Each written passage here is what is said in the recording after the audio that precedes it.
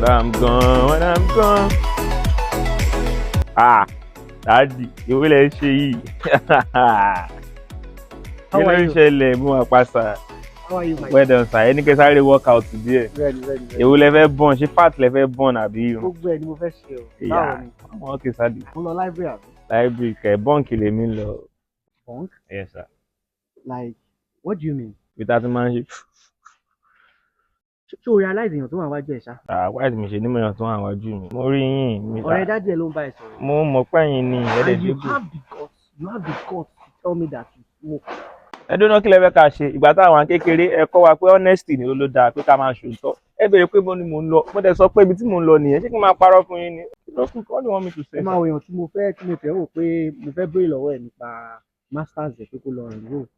Kí ló kàn wá? Èmi ti ní master Jesus, kí ló kọ́ mi pẹ̀lú master school? Ṣáwá tá a parí degree la máa ṣe master. Why? So because your daddy is late now, ó wá jẹ́ kó wá dìdàkudà sí gbòòrò. Okay, I will leave you. Ẹ wá ẹ ní láti nífẹ̀ẹ́ ní sùúrù gbọ́dọ̀ ń lọ. Èwo ni you rather leave me? Ẹ̀yin kọ́ ni mo kí fún un bá sọ, ṣé máa fi mílẹ̀ sórí ìdúró máa lọ. Ẹ mọ̀ tó wà wájú yín ni ṣé ń bẹ̀rẹ̀. You are blocking me. I'm blocking you. Kí ló ṣe yín? Ṣé o mọ̀ pé mo máa gbà tó 50 years lọ́wọ́ ẹ̀ ṣá? Ẹ lọ fi gbowó báńkì ló kọ̀yàn pẹ̀lú mi àbí kẹ́ lọ fi rẹja lọ́jà. Okay, you can go please. Ẹ má máa sọ fún mi pé you can go. Ṣé fẹ́ máa pàṣẹ fún mi ni? Ẹ ní sùúrù tẹ́lí tìta wa la wà. Èwo ni you can go? Ṣé ń pàṣẹ fún mi ni? Okay, you can go.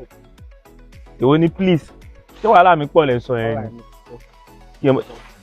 Kí lẹ́mí pé mo ti gbọ́ wèrè máa lọ. Mo ti gbọ́ wèrè you can go. Èwo ni pé ṣé mo ti gbọ́ mo sọ fún yín pé tí ń dùn mí ni. Ọmọ Mr. Adefarat. So? Okay, you can go. Ẹ má sọ pé you can go. Ẹ má máa pàṣẹ fún mi. It's the audacity for me. Ẹ má máa sọ pé you can go. Alright. Ẹ má máa ṣe bẹ́ẹ̀ yẹn o. Kò sí wàhálà. Nice meeting you, sir. Okay, sir. Alright, sir. Àwọn a máa ṣe.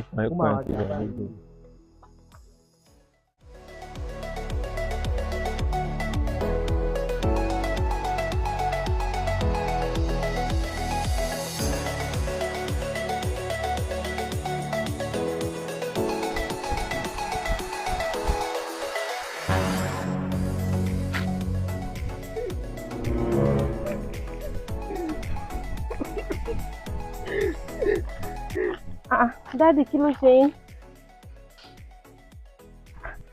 Ṣáyọ̀ tó wà ní UK ńkọ́? She's fine. Ọmọ yín tó ń ṣe masters náà ńkọ́? She's fine too. Kí wá ló dé tẹ̀ ń sunkún? You of course. How? Èmi báwo?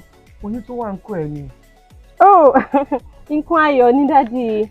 Yeah, you can't understand. Kì í ṣe plan tèmi àti daddy ẹ ní fún ẹ lélẹ̀ náà. By now, I expect at least kò ti ní masters be 6 for one gbóyún kiri street. Does it make any sense to you? Oh, so yẹn ló wá ń pa yín lẹ́kún. You remember my daughter yẹn tó jẹ́ ìgbésẹ̀ Ṣayọ̀? Masters ẹlẹ́kẹta ẹ̀ ló ń ṣe lọ́wọ́ báyìí. Masters ẹlẹ́kẹta? Now. Okay, lẹ́yìn masters yẹn kí ló ti achieve láyé? The masters now. Ìyẹn nìkan? Yes.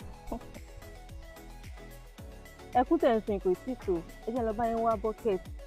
Kò tí ì somi lójú yín náà. Do you realize you are talking to your daddy's friend? See, normal gan sef, daddy ẹ ló yẹ kó máa ké. Kì í ṣe mi ló yẹ kó máa ké, but because I just like your family ló jẹ́ kí n máa ké. Ẹkún ìfẹ́ sá, ẹ jẹ́ lọ bá yín mú ké wá tó dẹ̀ lè sùn fún yẹn dáadáa.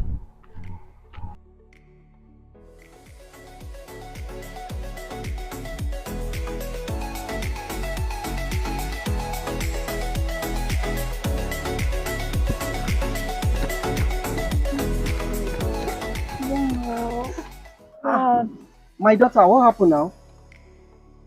Dad, I'm not happy. What is I'm not happy. My fiancé told me that we are extending this wedding again till 5 years. Really? Yes. That's fine. That's good. How? Initially, you guys said that you guys were going to, get married next year. Yes, that's what. But now he said 5 years. That means the guy is not ready. You understand? And it is good for you. Are you kidding me? Yes, it's good for you because me ò tí fẹ́ kó marry báyìí. Mo fẹ́ kó ṣe Dad. 6th masters. At what age? At what age? There's something me you want me to do masters at 40 something. You know what? You are still young. 43 is still young for me. Christ.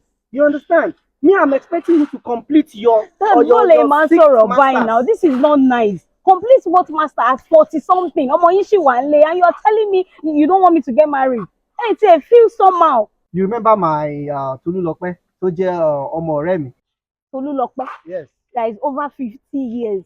Let him compare me. Tolulope now, bóyá masters ẹlẹ́kẹta ẹ̀ ló ń ṣe tó make sense.